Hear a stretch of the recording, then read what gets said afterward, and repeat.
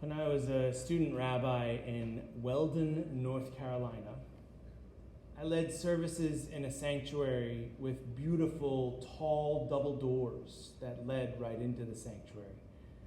Right away, I noticed a strange custom the congregants practiced. Anytime someone would walk into the sanctuary through these double doors, they would stop at the threshold and bow. After a little while, I started to do it too, mostly because I would worry that someone would scold me for not having the apparent respect required when entering the building. After a few weeks, I got curious about the custom.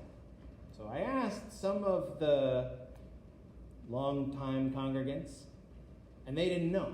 They didn't know why they did it. But some of them could go to their parents. And we found the reason. About 50 years earlier, the doors were renovated because the foundation had sunk in an odd way that made the doorway about 5.5 feet high. So people would have to duck to enter the sanctuary. And when the sanctuary was remodeled, many of the longtime worshipers kept that habit. And as new people came in, they mimicked the posture as bowing. Decades after it had developed, it had become a sacred sign of respect as one entered the sanctuary. Now, you've probably heard the story of cutting the ends off the pot roast or standing and sitting for Shema or something similar, and if not, just turn to someone who's smiling and nodding and they can tell you later. The point about it is the same. We do things because we don't always know why they're done, even if we've been doing it this way for a long time. Oh, hi. My name is Rabbi Young.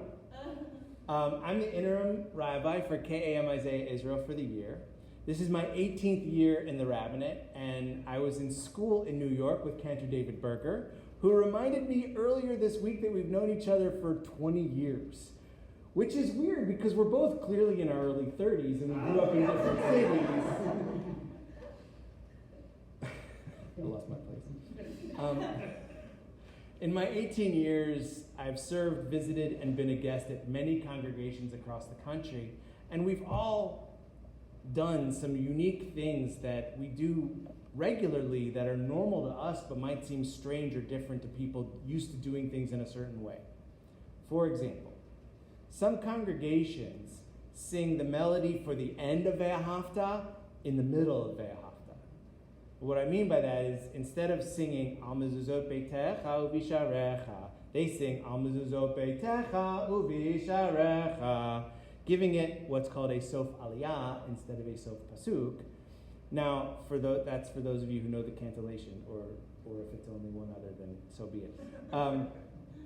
Now, the reason behind this practice is because in some older Reformed congregations, the next verses beginning with Leman Tizkaru were omitted in Hebrew, so the prayer leaders in their wisdom made the melody sound like they were finishing. Today, when most congregations in the Reform movement continue, the way we do it is more appropriate of that softer Sof Pasuk. It's one of those habits that made sense at the time, but today, the door is tall enough, so to speak, that we can get through it without ducking. Now, this is the double-edged sword of the T word, tradition. Many of our traditions are beautiful. Lighting Shabbat candles, breaking apart challah, blessing our children, a Passover Seder, the Hanukkah menorah. So many more sacred customs have been passed from generation to generation, and I don't want to change many of them. These have meaning partly because we have an awareness that Jewish people for centuries have practiced the same rituals, and partly because they make sense in our lives today, in making spiritual meaning for ourselves. Tradition qua tradition, however, struggles to find foothold in the meaning of our lives, and can often seem confusing or uncomfortable, like holding a pen or throwing a ball with the wrong hand or leading services for your first time in a new congregation. Or as Christian theologian and Yale professor Jaroslav Pelikan said, tradition is the living faith of dead people to which we must add our chapter while we have the gift of life. We've actually been adding our own chapters as a Jewish people since before there was a Jewish people. In this week's Torah portion, Parashat Pinchas, we read about the daughters of Zelophehad.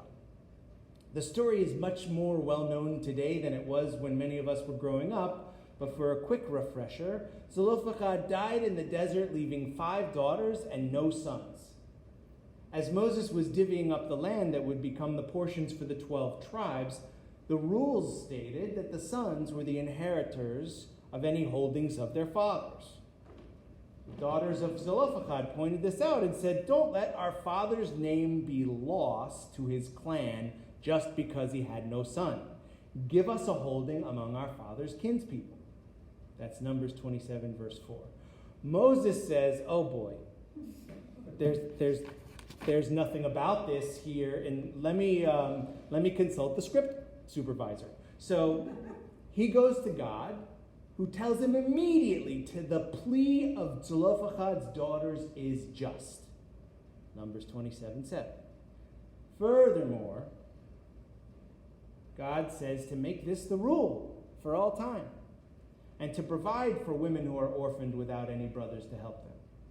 Then God says, and by the way, here are a bunch of other situations that you might not have thought of that may come up another time, and will, even though they're not previously covered in inheritance laws, we should implement these right away.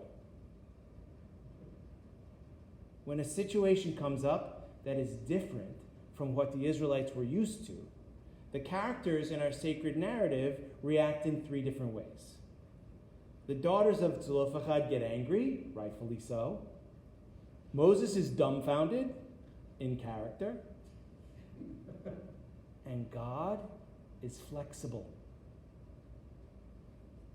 Whenever we're confronted with change, God's way is the best way. We should all strive to be flexible. Walk tall through the doorways that are no longer sunken in the ground. Leave the ends on the pot roast if your pan can hold it.